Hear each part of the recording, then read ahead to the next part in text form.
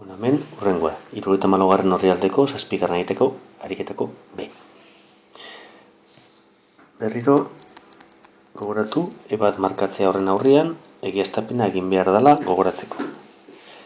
Zein da MKT? Izendatzen MKT kasu honetan lau biderekiz. Vale? Beraz, dana bider lau biderekiz. Lau ekiz biderekiz ken lau zati ekiz ken lau ekiz biderekiz ken bat zati lau ekiz berdin minus iru ekiz bider lau ekiz. Ekizaz lau ekiz ekiz fuera eta gaitzen da. Lau ekiz ken amasei kontuz olakoekin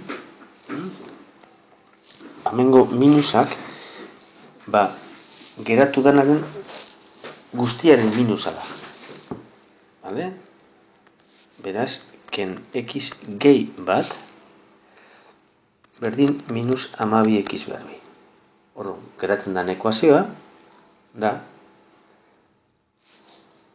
minus 12, gehi 12 ekiz berbi parkatu, gehi iru ekiz ken 15 berdin 0. Gogoratu, koefizienteak handia direnean, aldirela simplifikatu zatitzen zenbaki bardinarekin. Kasutan zati iru egiten badugu, lau ekiz berbi, gehi ekiz ken bost, berdin 0. Soluzioak, ekiz berdin, minus bat, plus minus erro, bat bi, ken lau bidera bider minus bost, hau da, gehi, laro gehi, zati bi bidera, zati sortzi. Hau da, minus bat plus minus bedatzi zati sortzi.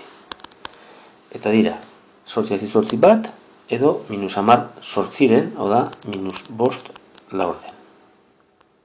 Vale? Eta, kasu honetan, biak izango dira baliogarriak, eta baina etziko dugu ez, biak dira baliogarriak, izendatzailetan